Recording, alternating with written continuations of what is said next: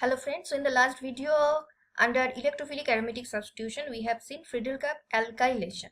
Now today we will see Friedel-Crafts acylation. So it is almost same as alkylation, but there are some difference. That is the main point of difference between alkylation and acylation. That also we will see here. Fine.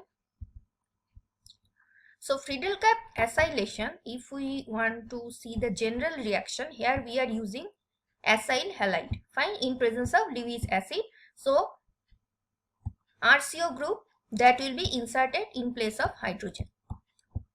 So just try to remember, in case of alkylation we have used alkyl halide, RX.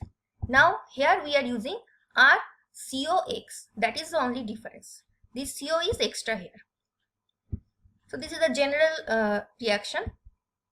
Now we will see the mechanism. So in presence of Lewis acid, the acyl chloride, the lone pair over the chlorine, if there is any other halogen, that is also fine, but lone pair will always be there. So it is going towards the Lewis acid. Now there will be a complex formation between the Lewis acid and the acyl halide. There is positive charge, there is negative charge. Now the electrophile, that is, it is in the complex form. If it is free from the Al, that is the Lewis acid part, now it will be acylium ion. Now acylium ion, you can see two resonance structures are there. Now the second resonance structures, this one, it is more stable compared to the first one because the octet is complete here. So in the next step, the pi electron cloud, it is attacking this carbon and oxygen is becoming neutral again. Now this is the arrhenium complex, and other resonance structures are possible that you can draw it. So finally the AlCl4 minus, it will take this hydrogen, this CH bond will be broken, and we are getting our final molecule, aryl ketone. Okay, so in case of Friedel-Crafts alkylation, alkyl group is inserted and here acyl group is inserted. Now in case of acylation, one thing which is very different from alkylation is that here more than 1 mole of catalyst, that is the Lewis acid that we are using, it is required per mole of the reagent. So reagent means the acyl fluoride. So if you are using one equivalent of acyl chloride, then we have to take more than 1 mole of, more than one equivalent of the catalyst, that is the Lewis acid. So what is the reason? Here our final product is aromatic ketone. Now this aromatic ketone, it can act as Lewis base. So it will form a complex with Lewis acid. See, this is our final product actually. But as there is lone pair over oxygen, so there is a chance of complex formation. So here this is the Lewis base and this is the Lewis acid. So this type of complexation is possible. So AlCl3 is engaged here. So free AlCl3 is not present in the medium, which can act again as catalyst in another first step. So that is the reason we have to use more than one equivalent of the Lewis acid catalyst. And the final product, if it remain in this complex form, that is not desired, we require the free aromatic ketone. So for that purpose, what we will do, we have to isolate the desired ketone. And how we can do so? The resulting mixture, that is this type of complex, if we treat it with water and dilute acid, then that is hydrolysis basically we have to do, then we can break this LALB complex and finally we will get our free aromatic ketone.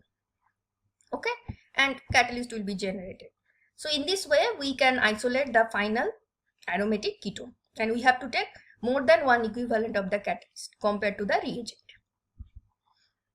Now some important points, that is the basic difference with Friedel-Crafts alkylation. Unlike polyalkylation that we have seen in the previous video, in case of Friedel-Crafts alkylation, here polyacylation, it will not take place. Now in case of Friedel-Crafts alkylation, our product is alkyl group is inserted. Now alkyl group, if you compare with acyl group, that is in case of alkylation it is R, but now it is RCO. So RCO compared to R, it will deactivate the ring. So further polyacylation, that is once this aromatic ketone is formed, because of this group the ring is already deactivated. So further acylation that is not possible. So unlike polyalkylation, polyacylation it will not take place. The second point is, unlike alkylation, acylation doesn't give rearranged product. So in case of alkylation, we have seen that if the carbocation that is generated as electrophile, if there is a possibility of rearrangement, then we are not getting our desired product. We are also getting some, that is desired product will be there, but it will be minor.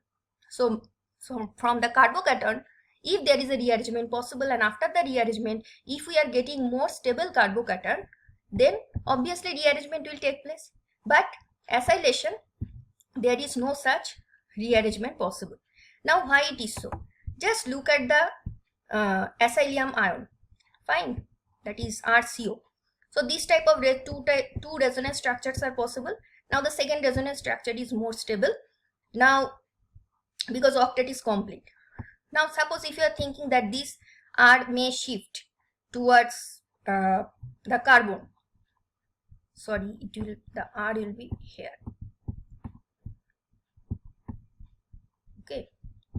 Now if you are thinking that R can be shifted over here, no, that is not possible. There is a cross sign. It is not possible because the new carbocation that you are getting here, that is highly unstable because of the presence of this electron withdrawing RCO group. So this type of R shift, that is alkyl group shift, that is not possible in case of acylium ion. So rearranged product we will not get. And the last point is, unlike alkylation, acylation is irreversible. Now why it is so? If you look at the resonance structures of the aryl ketone, that is our final product, that is benzene ring, and with the benzene ring there is RCO group attached. So if you look at all the resonance structures, so because of this resonance, the reaction will be irreversible, because the product that you are getting, aromatic ketone, it is already very stabilized. So that is why it will not again converted to the original product, that is suppose benzene ring. So that is the reason, unlike alkylation, acylation is irreversible because the product is resonance stabilized, unlike the alkylated product. Next we will see the application of Friedel-Crafts acylation. As polyacylation and rearrangement, these two processes do not occur, that we have seen in the last slide. So Friedel-Crafts acylation, we can use it where we cannot use Friedel-Crafts alkylation because of the rearrangement. So those cases where rearrangement problem you will face because of the in case of Friedel-Crafts alkylation, in that case you can use Friedel-Crafts acylation together with some other steps. So suppose from benzene you want to make this molecule. So this is alkylated product, that is propyl group is attached here, CH2, CH2, CH3. So if you are doing Friedel-Crafts alkylation, there will be some rearrangement take place. So this is propyl chloride, suppose you have started from this. So your carbocation is primary, so there will be hydride shift, and finally the rearrangement will take place and you will get this secondary carbocation. So this will not be your desired product. So for that purpose, what we will do, we will take another path. We will use this molecule, CH3, CH2, COCl. So now this will be your acylated product. Now our next step will be reduction of this CO group to CH2. So actually one extra step you have to do, that is the reduction step, that is the extra step. Okay. So now we are getting our alkylated product that you should get from the Friedel-Crafts alkylation. Now for this reduction purpose, there are different types of reagents that you can use. One is palladium carbon and hydrogen, that is hydrogenation. The second one is Clemmensen reduction, that is ZnHg in presence of acid. And the last one is hydrogen in alkaline condition, which is known as Wolff-Kishner reduction. So suppose here we have started from benzene, but suppose there is already some group Y which is very acid sensitive. So in that case, Clemmensen reduction obviously will avoid. But suppose Y is base sensitive. So in that case, Wolff-Kishner you have to avoid. In that case, you have to do Clemmensen reduction. So depending on the nature of your original, that is initial substrate on which you want to do the reaction, whether it is acid sensitive or base sensitive. Depending on that, you can choose any of these reagent. The next application is ring closure. Now ring closure we have already seen in case of Friedel cap alkylation. In that case, we have started from some benzene ring where some CH2, that is some carbon chain, and there is a halogen. But here we have started from COCl, that is carbon chain, and then COX or COCl in this case. And in presence of Lewis acid, this is the attachment point, we are getting one hydrindone. If there is some other substituent, suppose methyl, then you can get other derivatives of hydrindone. Okay, so ring closure also we can do. Now if we elaborate this ring closure, that is we can apply this type of ring closure for some other multi-step synthesis, which is known as Howard synthesis. So by Howard synthesis that is by using the Friedel cap. Actually in Howard synthesis, Friedel cap is one of the steps, not that is all the steps here we are interested. One of the step of this multi-step synthesis is Friedel cap acylation. So multi-step preparation by means of Friedel cap acylation. Sorry, here synthesis is coming twice. So it is mainly applicable for polynuclear hydrocarbon. So from benzene, suppose you want to make naphthalene.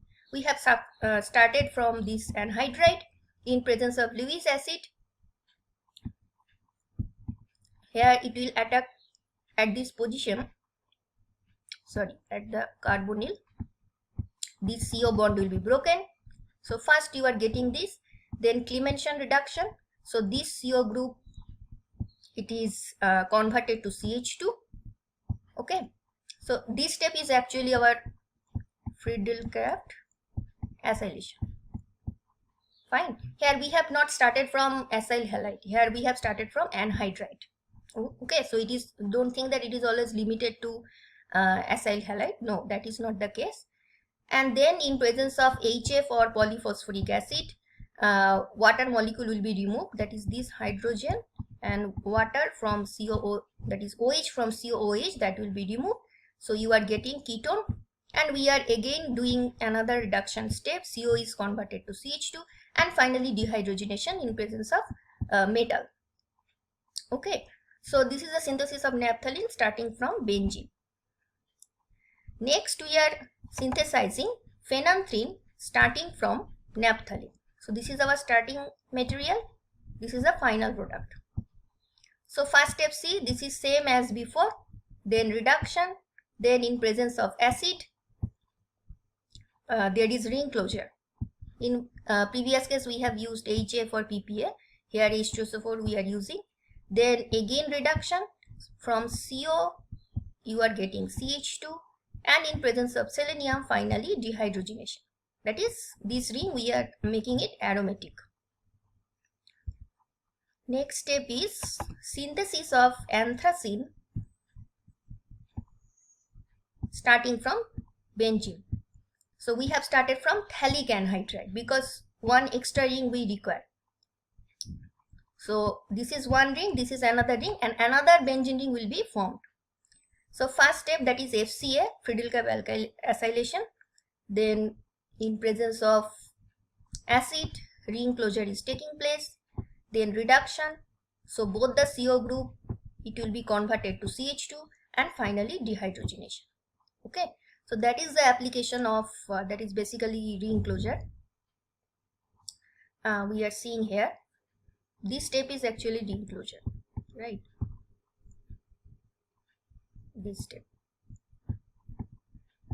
So that is all about Friedel cap acylation. In the next video we will discuss the last reaction that is left. There are total 6 important reactions under electrophilic aromatic substitution. The last reaction is diazonium coupling. Okay, so if you find the video helpful, please like, share and subscribe. I'll meet you in the next video. Until then, goodbye and thank you for your time.